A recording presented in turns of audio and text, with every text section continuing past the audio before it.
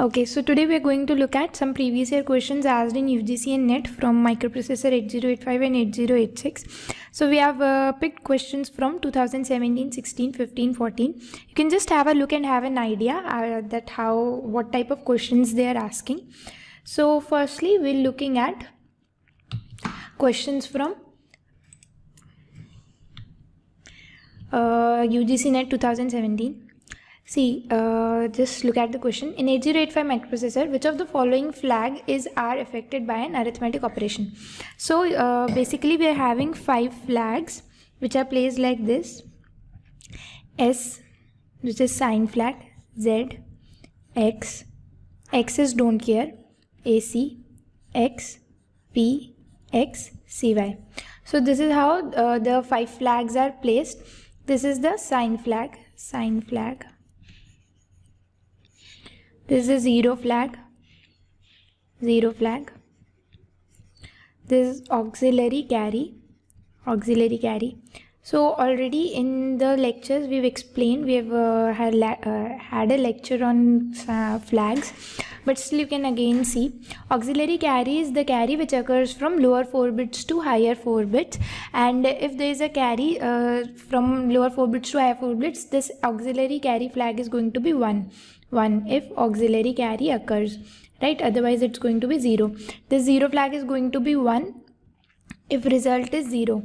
If accumulator holds 0 after some arithmetic operation, if the result is 0, the 0 flag is going to be 1, and the sign flag is going to be the MSB of the result. This holds the value of MSB of the result, right?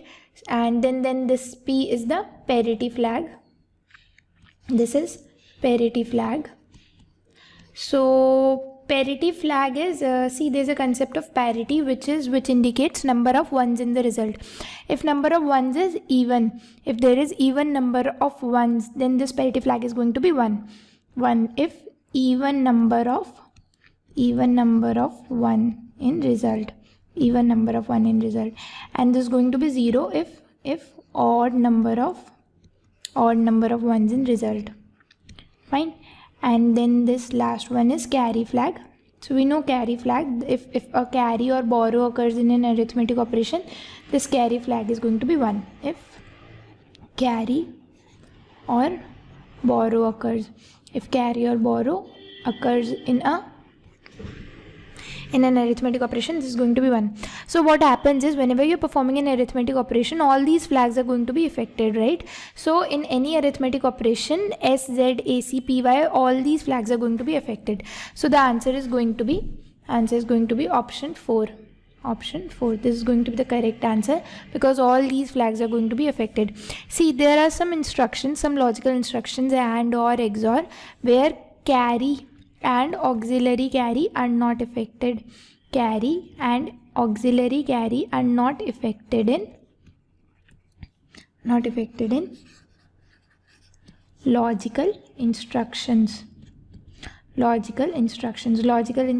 like AND, OR, XOR, etc. Okay, but in arithmetic operations, all of these flags are going to be affected. Then there are several instructions like INR, which increases the contents of a register, INR C, INR B. In that also carry flag is not affected, but in case of arithmetic operation, as in this question, all these flags are going to be affected. Okay, let us look at the next question now. In 8085, the address bus is of dash bits. See, we know that every memory location in 8085 memory location is having 16-bit long address. Since every memory location is having 16-bit long address, we have to have an address bus of 16 bits, right? We need a 16-bit address bus so that we can just give the memory location and reach there. So what happens in 8085 is, out of 16 bits of address bus, the 16 bits of the address bus that you are having, 8 bits are solely means completely for the address only. Solely for address bus, and the other 8 bits other 8 bits or 8 lines, 8 bits are multiplexed with the data bus, which means that 8 lines of the address bus are multiplexed with the data bus. They are going to be used as address bus or data bus according to the status of ALE, address latch enable. We've discussed all this in the lecture although, so you can just see here, there. So address bus is going to be 16 bits long, right? Look at the next question. In the architecture of 8085, match the following. Okay, just see. Okay, we're going to look at them one by one.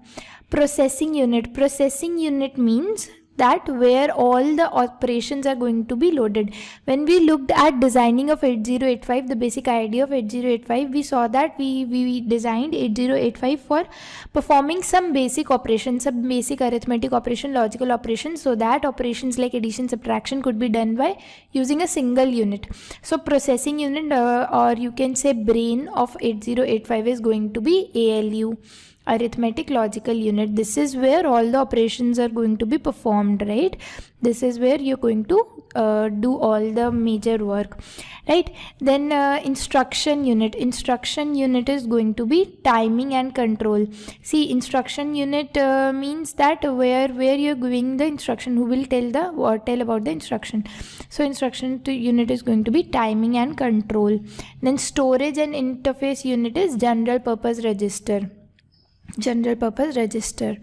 So according to this, the answer is going to be second option B. Okay, you can just see, right? Look at the next question. Which of the following address mode is best suited to access elements of an array of continuous memory location? Okay, maybe this is some misprint. Misprint is there. This is continuous. Okay, continuous, right? So see, we've learned about addressing modes, right? So we saw there that what happens in indexed addressing mode is, you're just increasing the index, you're just giving some additional bits to the base address, and the address location keeps on increasing, and you can just access memory locations which are placed continuous to each other. So when you have to access elements of an array, then you can use indexed addressing mode. This is the best suited addressing mode for this. Okay. So now here it is asking which of the following is correct statements. We're going to look at all the statements one by one, and we can also see that what correction is needed. Okay. So just look at the first statement. In memory mapped IO. Memory mapped IO is in which you are giving IO locations as memory addresses only. Addressable memory size decreases, and IO devices are treated as memory locations only. We can use instructions like LDA, STA, right? So it is saying that in memory mapped IO, the CPU can manipulate IO data residing in interface registers that are not used to manipulate memory words. So this is a wrong statement, right? CPU can manipulate IO data residing in interface registers. This is a wrong statement, because what happened in memory mapped IO is CPU is treating IO devices as memory locations only, right? And here it's writing it's not used to manipulate. So this is a wrong statement. We are treating IO devices as memory locations only. Addressable memory size decreases, and if we want to access IO data, so we are using them as memory words. Right. Now look at the second statement. Isolated IO. Isolated IO means IO mapped IO. Isolated IO method isolates memory and IO addresses so that memory address range is not affected by interface address assignment. So this is correct statement. What happens in IO mapped IO? Memory size is not affected because the IO devices are not treated as memory locations. We are having separately 8-bit addresses for IO. So it isolates memory and IO so that memory range is not affected. So this is the correct statement. This is going to be the answer. Still, let us look at third statement. In asynchronous serial transfer of data, two units share a common clock.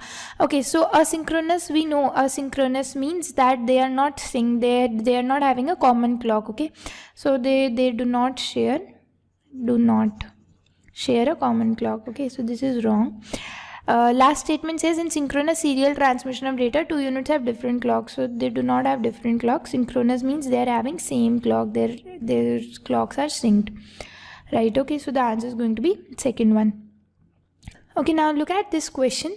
So see, we've already seen that there is a register in 8086 which is AX, and it's having two registers, AH and AL, where this is a 8-bit register, this is also a 8-bit register, and this AX is going to be a 16-bit register. Okay, it's having two registers, two sub-registers, AH and AL. Fine. So now what happens is, now just look at the instructions one by one. What we are doing is, we're loading AL, we're loading AL with 15, which means AL becomes 0F in hexadecimal, right? 0F. Then AH becomes 0F. Now what happens after these two instructions? If we look at AX is going to be 0F. AX is going to be 0F, right? So now when we are doing XOR AL, if you XOR contents of a register with itself, then the contents are going to become 0, 0, right? Because you know 1 XOR 1 and 0 XOR 0, both are 0. So AL is going to become 0, 0, which is why AX is going to be 0F00. 0F00. Now what you are doing is we've loaded CL with 3. CL is another register, right? We loaded CL with 3. Now what does this instruction do? This is shift right. SHR is shift right AX comma CL, which means we have to shift right the contents of AX according to the value of CL. Value of CL is 3. So we are going to make 3 right shifts to the contents of AX. Now already AX was holding. These were the contents of AX. Now if you right shift it 3 times, if you're going to right shift it, what happens is,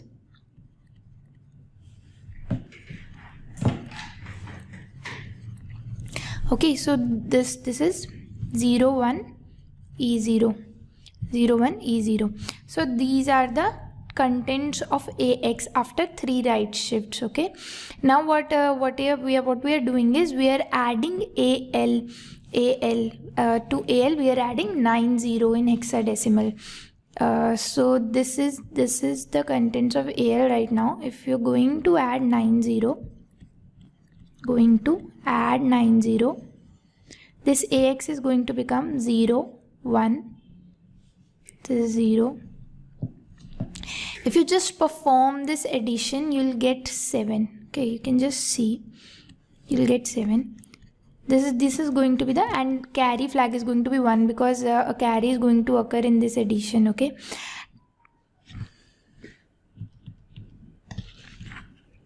carry is going to occur in this operation, so carry flag is going to be 1. So these are the contents of this AX right now. Okay, AX is going to be 0, 1, 7, 0, carry flag is going to be 1.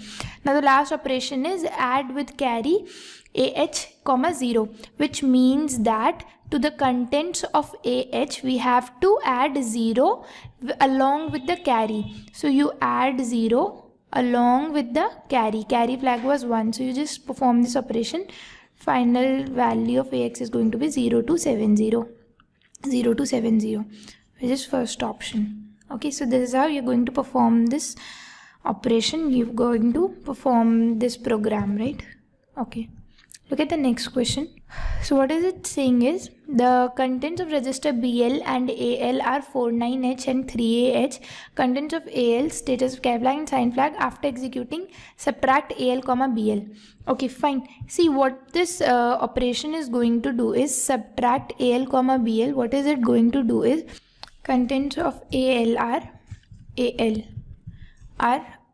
3A, which is 0011 1010. Contents of BL BL49, which is 0100 1001, which just going to subtract them.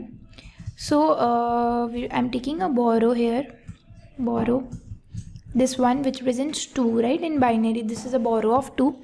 So 2 minus 1 is going to be 1. This becomes 0 after that. So 0, 0, 0, 1, 1.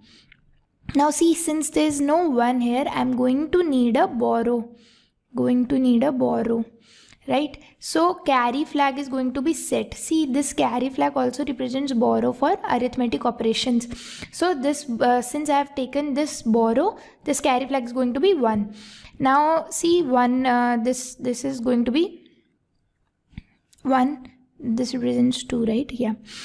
And fine, this is also going to be 1. I have taken a borrow here, right? From here I have taken this borrow. So it's going to be 1. So the contents of AL, see what is this operation doing is, what this operation does is going to subtract the contents of BL from register AL and store the final value in AL, store the final result in AL. So the contents of AL are going to be F1, carry flag is going to be 1 because we had a borrow, and sign flag is going to be, sign flag is the MSB of the result, MSB of the one result, which is 1. So the correct option is going to be third one. This is going to be the correct option. Okay, look at the next question now. Okay, so we are given with 4 different addressing modes, and you need to just tell that where is the location of operand in the specified addressing mode. So just look at them one by one. Implied addressing mode is specified implicitly in the definition of instruction. See, we have looked at several instructions of implied addressing mode, which was STC, CMA, CMC, yeah, right, STC, CMC, CMA, set carry, complement accumulator.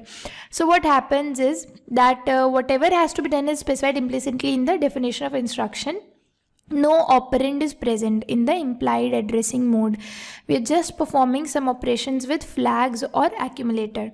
So, right? So this implied addressing mode is going to be matched with the 4th option, specified implicitly in the definition of instruction. Now immediate addressing mode.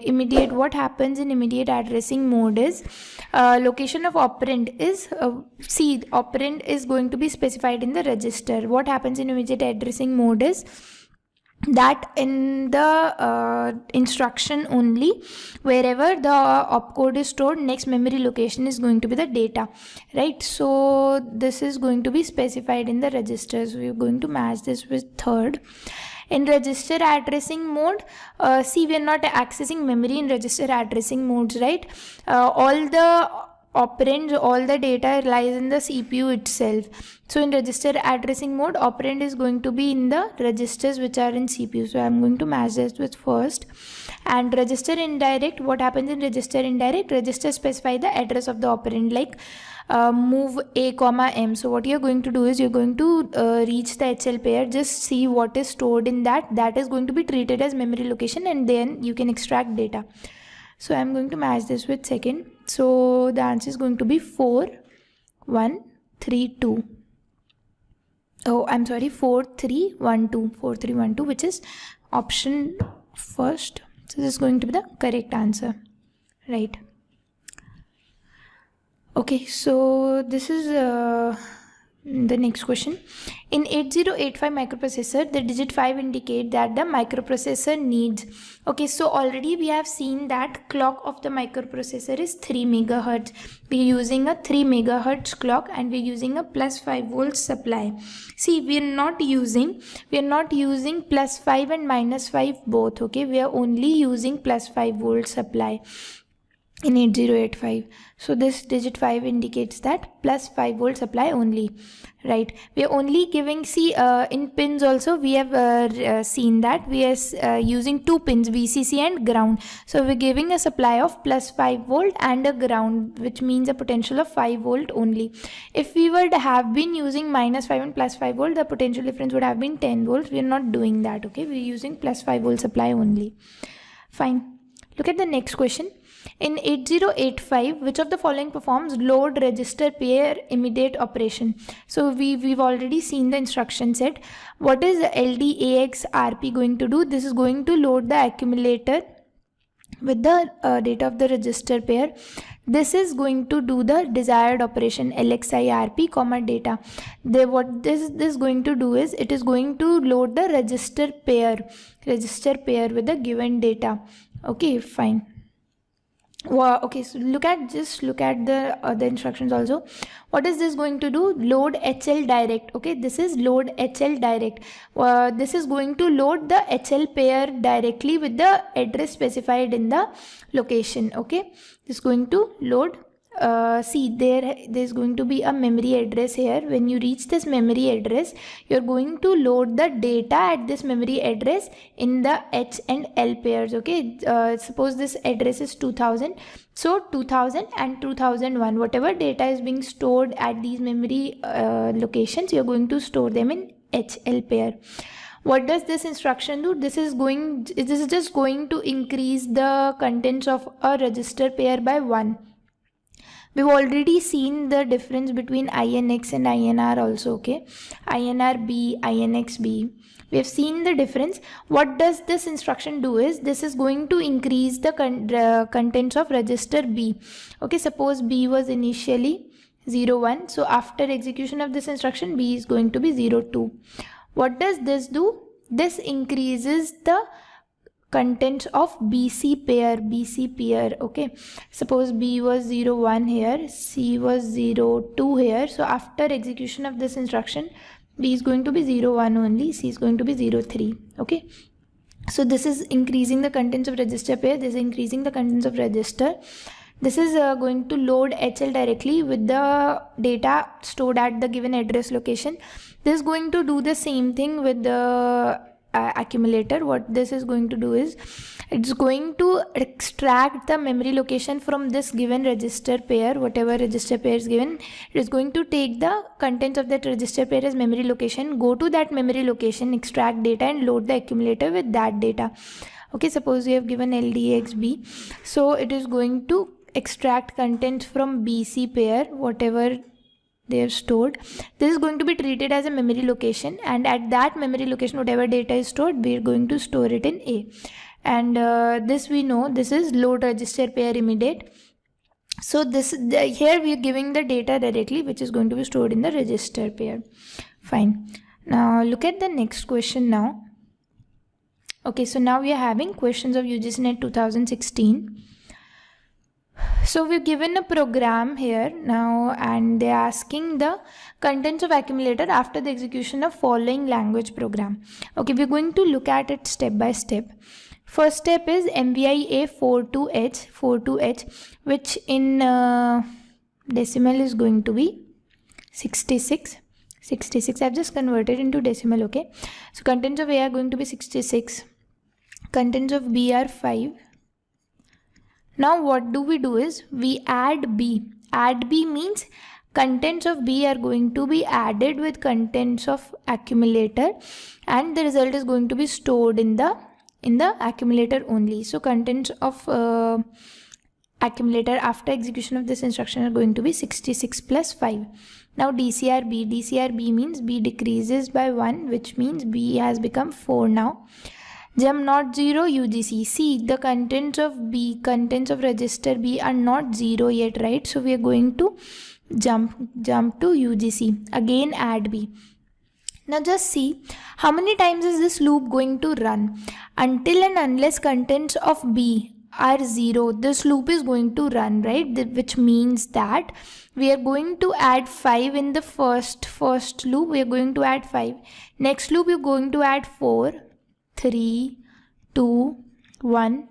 As soon as the value of B, suppose the value of B was 1 already. Now when you perform DCRB, B is going to become 0. This condition is false. Jump not 0 UGC. This condition becomes false, so you're going to exit. Till then, the value of A is going to be 66 plus 5 plus 4 plus 3 plus 2 plus 1, which is 81 in decimal. Okay, so here When you exit this loop, the value of A is going to be 81. Now what it is saying is add immediate 25H. 25H. This 25H is 37 in decimal. So what happens after this instruction is ADI 25 means add immediate data, right? This data 37 is going to be added with the contents of accumulator, which makes the result as 118 in decimal, or if I convert it in decimal, is going to be 76. So the contents of accumulator after the execution of this program is going to be 76. C option. This is the correct option. Right. Look at the next question. So this is a simple theory question. 8085 microprocessor has how many hardware interrupts? Okay, so we have looked at them separately also, but again we can take them. 8085 is having 5 hardware interrupts, which are RST 7.5, RST 6.5, RST 5.5, TRAP, and INTR. Hardware interrupt means we are having separate pins for these interrupts. Okay, for these 5 interrupts we are having separate pins, okay, outside the microprocessor. If you just connect any of the pin with VCC, that is if you make any of them 1, these are going to be okay. So we have learned the functioning of the interrupt. You can just see the lecture on interrupts for this. So basically 8085 has 5 hardware interrupts and also it is having 8 software interrupts. Okay, fine. Look at the next question. Which of the following in 8085 performs this given operation? See, there's a okay, we've learned about an operation DAD API. Okay, so what does this instruction do is this is going to add the contents of this register pair with the HL pair. Suppose I'm giving a instruction like DAD B. So what is going to happen is contents of BC register pair, BC are going to be added with the HL and stored in HL. So if I am supposed to perform this operation, then I'll have to give the instruction DAD D. What happens is contents of DE are going to be added with contents of HL and the final result is going to be stored in HL pair. So the answer is going to be DAD D, right? The register that stores all interrupt requests. Okay, so this is a interrupt request register. So from name also we can just see interrupt request register is the one which stores all interrupt requests. Okay, fine. Look at the next question. Dash addressing mode is similar to register indirect addressing mode except that an offset is added to the contents of the register. Offset and register are specified in the instruction. Okay, fine. So see what okay, so we know that this is the indexed addressing mode. What is happening in indexed addressing mode is you're giving an offset. Offset is which is also known as the index. So what happens is when this offset is added to the base address, and both offset and register are specified in the instruction. So this is the, you can just see about this in 8086 addressing modes. We have taken this topic completely there. So this is fine. This is similar to register indirect addressing, and except that offset is added to contents of the register. Okay, fine. Just look at this question now. Contents of accumulator after execution of this given language program. Okay, so we are just going to look at all the instructions step by step. So you can see MVI A35. So A is going to be loaded with 35, which is just writing it in binary. Now we are moving MOV B, A. What it does is contents of A are going to be copied to contents of B. So B is going to hold 35. Set carry. What does it? It makes carry flag as 1. Complement carry, what this does is it complements the status of carry flag. So initially carry flag was set, so now it's going to be reset. Carry flag is going to become 0. Now what does this instruction do is this is going to rotate accumulator right with carry. RAR is with carry. Okay, so we have learned that there are two instructions, RAR and RRC. RRC is going to rotate the contents of accumulator right without carry, and this is going to rotate the contents of accumulator right with carry, which means that carry flag is also going to play a role here. So what happens to A is, see, we are rotating the contents of A to right, rotating contents of A to right with carry. With carry means that here MSB is going to be the carry. So what happens is this becomes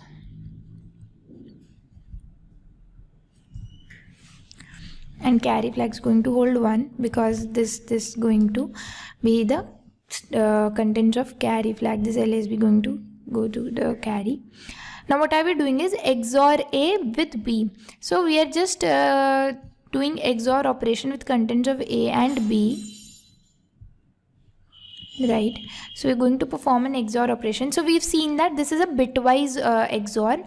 This instruction does a bitwise XOR. So this is going to be 1 1 1 1 0 1 0 0. So these are going to be the final contents of accumulator, which is 2F. So the correct answer is going to be 4. Option 4. After this operation, what happens is contents of A are going to be XORed with B and the final value is going to be saved in accumulator A. So this is going to be the correct option. Look at the next question now. 8085 microprocessor has dash bit ALU. So we know that all the register of 8085 are 8-bit long. So the ALU is going to be 8-bit long, okay, because we are having data of 8 bits. So we are having a 8-bit ALU. This is going to be the correct option. The register that stores the bit required to mask the interrupt. Bits required to mask the interrupt. This interrupt mask register is storing the bits required to mask the interrupt. We have learned about masking the interrupts in detail in the lectures, so you can just refer that. Which of the following in 8085 performs HL is equal to HL plus HL? So we've already seen that there's an instruction as DAD RP which performs this operation. So suppose I need to add the contents of HL to HL. I'm going to give this command dadh. Dadh, what happens in dadh is contents of HL are going to be added to contents of HL itself and the final result is going to be stored in HL pair. Fine. Look at the next question. In dash addressing mode, operands are stored in the memory. Address of the corresponding memory location is given in a register which is specified in the instruction. So in register indirect addressing, we have seen that what happens is we are giving a name of a register, contents of which are treated as memory location, and you go to that location, extract data, and then we are loading we are just getting the data. Okay, so operands are stored in the memory, right? And address of the corresponding is memory location is given in a register specified in the instruction. Okay, so we have seen instructions like MOV A comma M, right? So this memory, this address is given by HL pair. Contents of HL pair are going to be treated as memory location. You go to that memory location, extract data, and then we are going to move them to accumulator. Fine. So okay, just I think this is all for 2016. Now we're going to look at 2015 UGC NET questions. So this is asking what will be the output at port 1 if the following program is executed. So what we are doing is MVI B82. So 82 is going to be loaded with, register B is going to be loaded with 82. MOV A comma B, which means that contents of B are going to be copied to accumulator. MOV C comma A, which means that C is going to be loaded with contents of accumulator. D is going to be loaded with 37H. Out port 1. Now see, what they are going to ask, what they are trying to ask you is that what does this instruction out do? What does this do? So we've already seen that in out instructions, both these instructions are going to operate on contents of accumulator. contents of accumulator, which means that whenever you're going to use these instructions in and out for any IO device, the contents are going to be accumulator contents. If you're giving out instruction, contents of accumulator are going to be output. If you are giving this in instruction, then whatever input is going to come, it's going to come in the accumulator. So it only depends on value of accumulator. Accumulator had the value 82, so when output at port 1 is going to be 8282 hexadecimal. Fine. Which of the following 8085 microprocessor has the lowest priority? So we've already seen the priority of interrupts. Highest priority interrupt is going to be trap. Then we have RST 7.5. Then we have RST 6.5, RST 5.5, and then lowest priority interrupt was INTR. So these are the 5 hardware interrupts, and we had seen their priority. We've also seen a circuit diagram where we saw why trap is okay. So you can just look there, why interrupt is maskable, why one is not maskable. We had seen all these there, so you can just see this is a non-vectored interrupt, all of the other are vectored interrupt. This is a non-maskable interrupt. We have seen this in detail while we've discussed interrupts, so you can just have a look. For now, lowest priority interrupts of all these is going to be INTR. This is the lowest priority interrupt. A CPU handles interrupt by executing interrupt service subroutine. By checking interrupts. Okay, so this is asking that when is the CPU going to check for interrupts. So when we saw interrupt, we saw that before execution of execution of each instruction in the last cycle, in the last clock cycle, the CPU is checking for interrupts whenever a CPU is executing a program. So before completion of each instruction or before the last cycle of each instruction, CPU is checking for interrupts. So look at the first option, by checking interrupt register after execution of each instruction. Okay, so this is going to be the correct answer.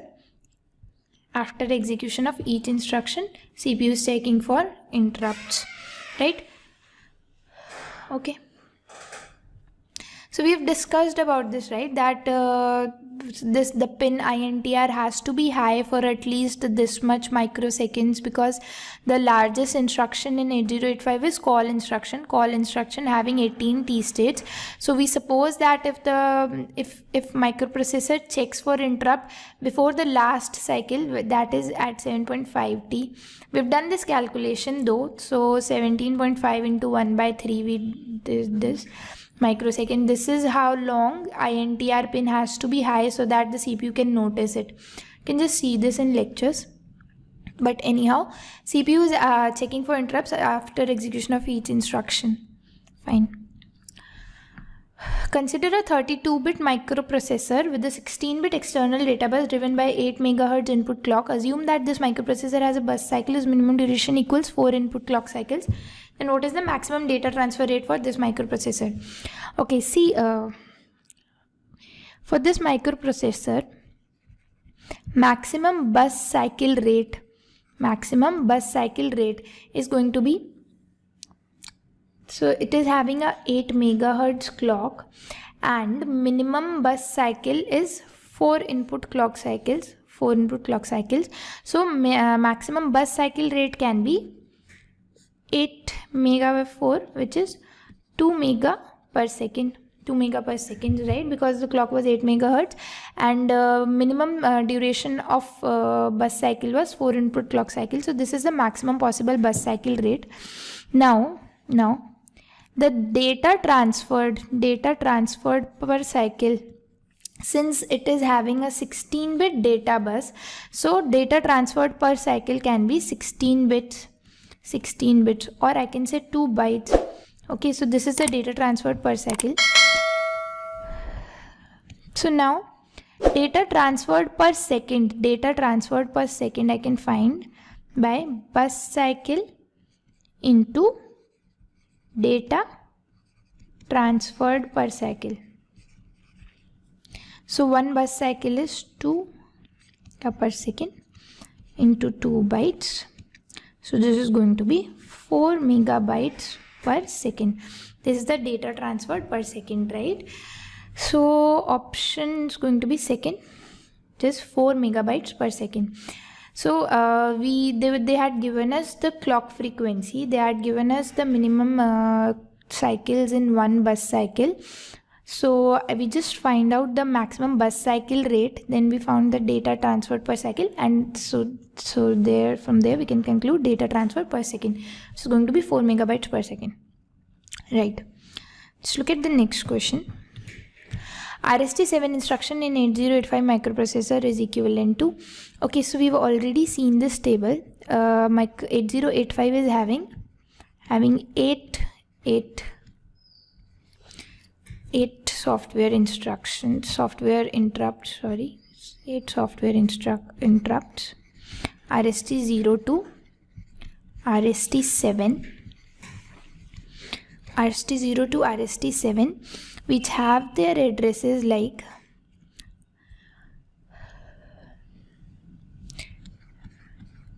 00, 008, 10, 18, 20, 28, 30 and 38.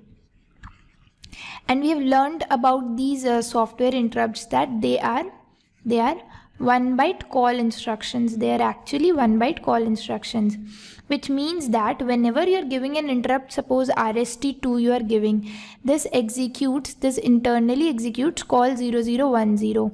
This is going to execute call 0010. Okay, so the address of RST7 is 0038. So RST7 instruction is going to be equivalent to call 0038. This is going to be the correct option. Call 0038. Fine. Look at the next question. What will the hexadecimal value in the register AX after executing the following instruction? So we are loading AL with the 15, which is 0F, AH with 15, which is 0F. Now you're performing, okay, so after execution of this, AX is having 0F, 0F. We have done a question of this model previously also, but okay. Now you perform XOR AL, which makes the contents of AL as 00. So AX is going to become 0F, 00. AX is basically AH comma AL, okay. This is 16-bit, this is 16-bit, so this is 32 bits, 16-bit. Fine. So this is going to be 00. So AX is 0F00. Now you loaded CL with 3. Now this is shift right. AX comma CL, which means that we have to shift the contents of AX right 3 times, because CL had contents 3. So we shift right this contents by 3 times. Okay, fine. So AX had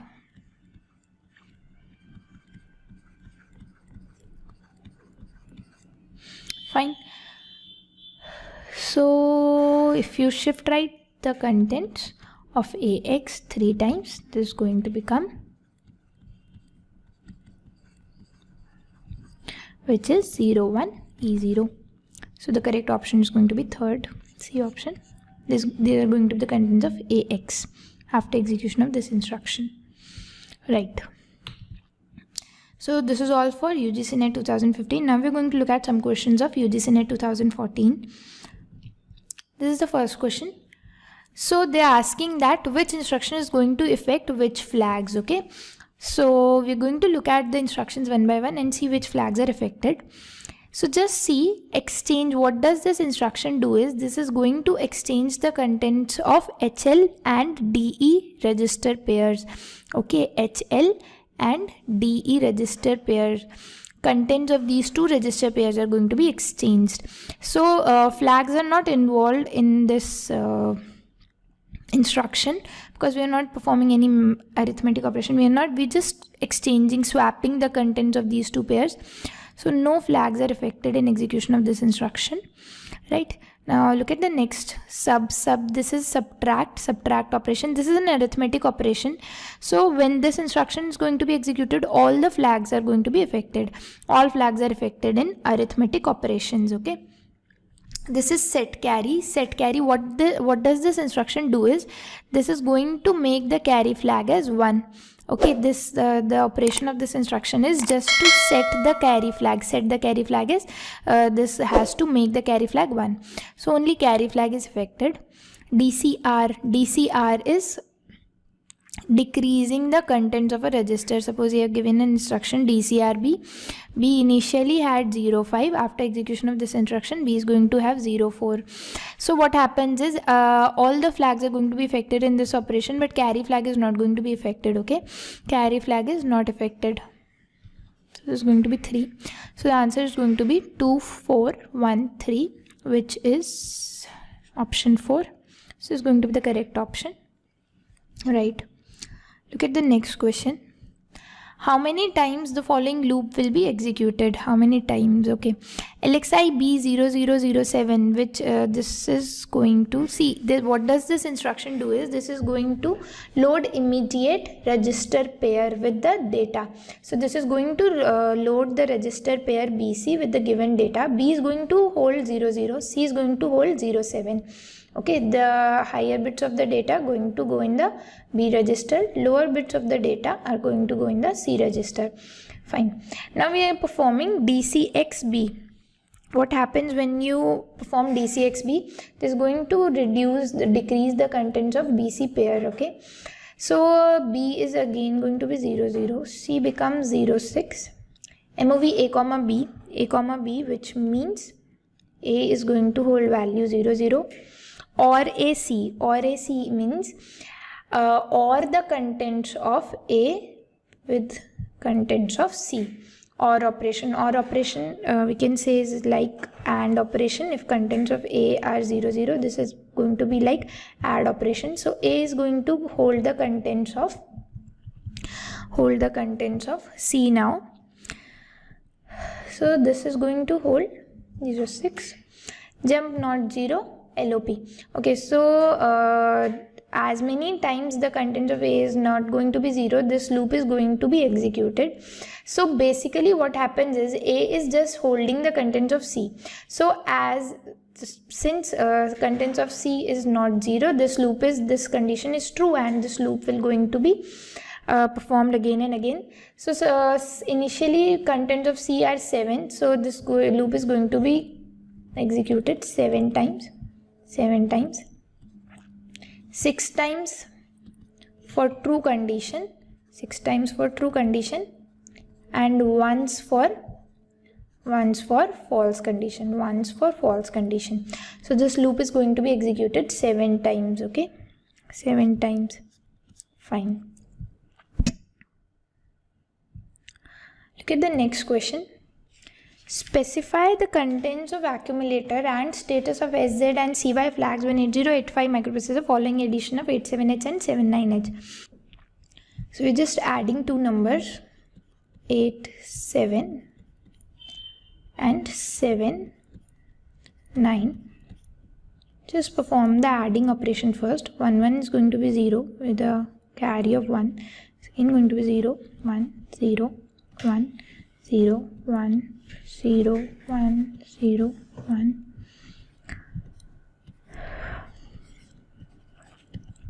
So now what happens is, see, these are going to be the final contents of accumulator, which is 0 0.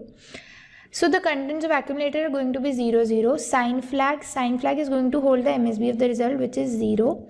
0 flag is going to be 1 since the final result is 0, so this is going to be 1. And carry flag is going to be 1 since a carry has occurred. So the answer is going to be option D. Carry flag is 1, 0 flag is 1, sign flag is 0, and accumulator is 0. Fine. I'll just look at this last question. So this is asking for switching from a CPU user mode to the supervisor mode, following type of interrupt is most appropriate. Okay, so see, Software interrupt, what is does it? Type of instruction caused by special instruction set or by executing condition in microprocessor. We are giving this software interrupts. Okay, software interrupts, what are they going to do is they are going to switch the CPU from CPU user mode to the supervisor mode. Using software interrupts we can do this. Okay, external interrupts are given in generally in case when there is a problem like power supply went off, some problem like this. Okay, you're giving external interrupts. So software use interrupts we are using for switching from CPU user mode to supervisor mode. Okay, fine. So this is all, these are all the questions that have been asked in UGC NET already. You can also practice other questions from some books, some practice books, and just watch lectures for explanations. If you find something that we have not covered in the lectures, you can just drop in comments so we can look at that.